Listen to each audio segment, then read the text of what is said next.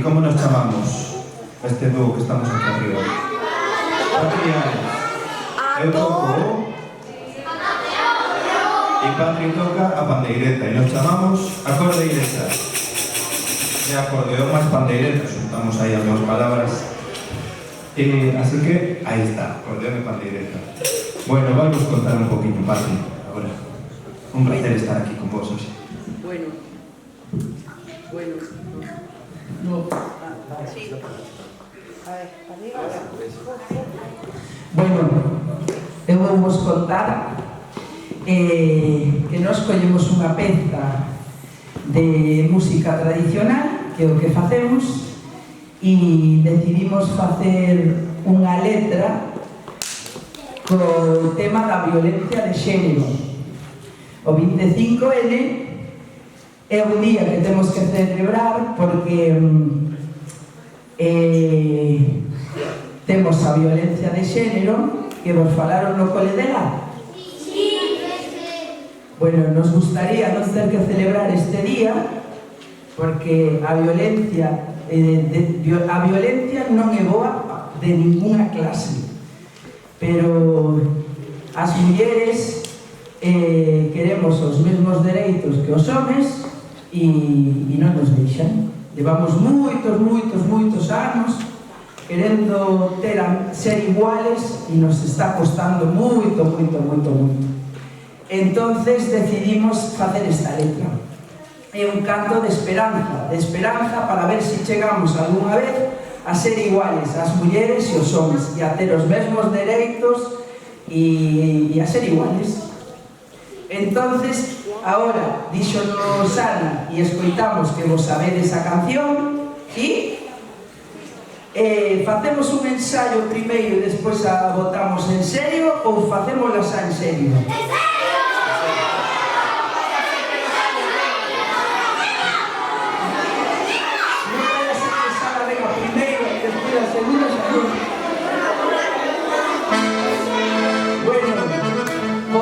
Como vos contou Ana, sabedes que a profe Ana está no grupo de pandereteiras en Coruxo, na Buxaina, e ela ven en representación